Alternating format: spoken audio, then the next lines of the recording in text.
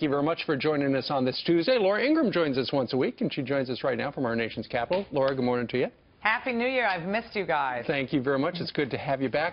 What did you think about Bubba back on the stump yesterday?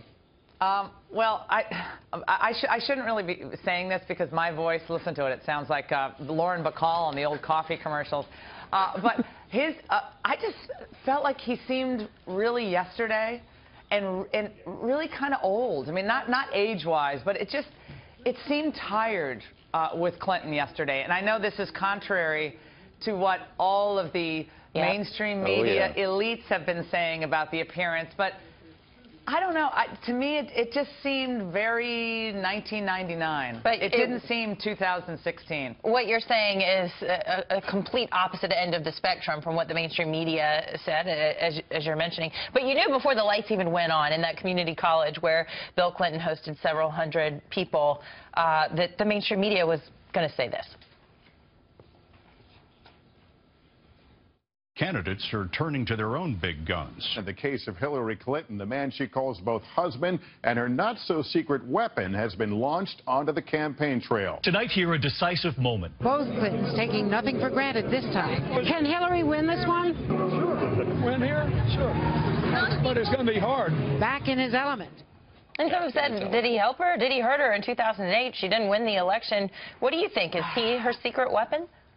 I think this is way overplayed. I think it's an example of the herd mentality in the media, guys, where one person says, oh, Bill Clinton's going to save it for her. Bill Clinton is going to, he's going to transform politics all anew, and it's the comeback kid again, and he's on the trail. And this is the type of bromidial reporting that I think people are reacting to in the rise of the outsider candidates, Cruz and Trump. And people are beginning to see through this. And so I think the luster of the Clintons has worn off. And then when you look at the substance, where of course, Bill Clinton gave a $200,000 speech to Goldman Sachs just a few weeks before, the Goldman Sachs and was lobbying before the State Department. Sure. All of the speeches and the Clinton Foundation and the old scandals.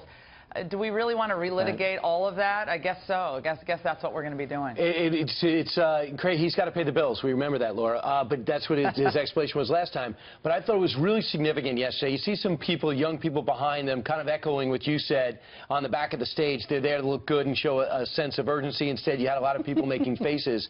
What I thought was very interesting is already from the networks, you had a reporter ask him about his sex life, and this is all due to Donald Trump bringing it up, saying, you're going to call me a sexist.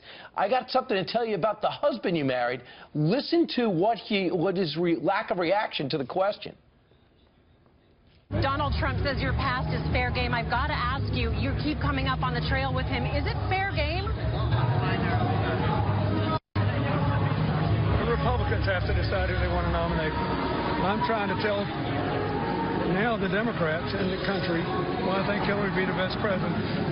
And I think there's always attempts to take the election away from the people. That's the last thing he wants to talk about. Yeah, I mean, he's not going to answer the question, and he's very deft. He's a phenomenal politician. I'm not taking that away from him. He's one of the best of the last 50 years in American politics. But I think you have to look at him versus Trump last night in Massachusetts. I watched the live stream. I know some of you guys do have some clips of what it looks like. But you look at him, and it's the old dog coming back, and we're talking about the bimbo eruptions, and Hillary's enabling and attacking women like Juanita Broaddrick, or subtly threatening women like Juanita Broaddrick. And then you look at Trump for all of his eccentricities. Trump is laughing. The crowd's on fire. You got thousands of people there, young people, old people. The contrast, I thought, was fascinating. Old versus new, even though Bill Clinton and Donald Trump are about the same age. Something shifted in American politics, I believe, and you saw that on display, and the elites still don't get it. The mainstream media doesn't get it. I don't think the GOP establishment, sadly, is getting it. They're still cursing the darkness with the Cruz-Trump phenomenon, and that's where we are today. But was I all that impressed by Bill Clinton's appearance yesterday? I wasn't, but look, I'm not Andrea Mitchell or any of these other people. Yeah, but you did use bromideal in a sentence, which I was very impressed with. Thank you. You bet. Laura, let's talk a little bit about the President of the United States. Later today, he's going to announce some executive action on gun control. Apparently, what they're going to do is the White House is going to require some background checks at gun shows and online. And if you sell 2 or more guns in the course of a year, you're going to have to become a dealer. What do you think about this action on the part of the president, and from your legal point of view? Right. Well, number one, it has nothing to do with preventing gun violence. It has everything to do with amassing more power in Washington, D.C. It has nothing to do with stopping the next Sandy Hook or the next San Bernardino. If we cared about guns and gun violence, we would have sealed off the border. We wouldn't be doing things like Fast and Furious, selling guns, illegal guns to criminals as we did in the Obama Justice Department. So this is all a big charade. It's all about amassing power and perhaps amassing, ultimately, a government database of gun owners in the United States. So they want to prevent people from transferring private sales, transferring guns.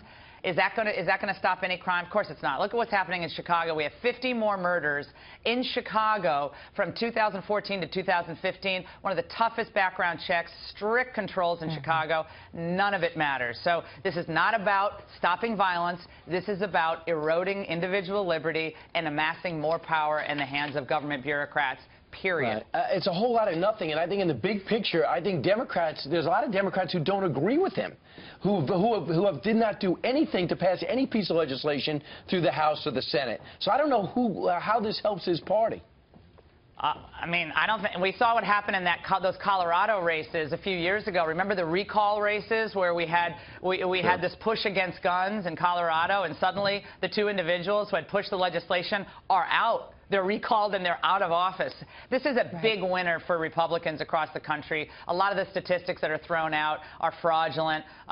We've talked about this before, that 90% of people support background checks. When you really dig into the numbers and do the peer-tested reviews of these studies, most Americans think this isn't the problem. The problem is family breakdown, gang violence, illegal border crossings. Right. There's a spiritual and moral component to all of this that the government obviously can't really talk about, doesn't want to talk about, because it really hits to the heart of what's wrong with so much of liberalism today. I want to get your thoughts on this, what's wrong with America today. A new poll out this morning. Americans are angrier than 1 year ago. It's an Esquire, NBC, and SurveyMonkey poll. And the angriest among us are white women.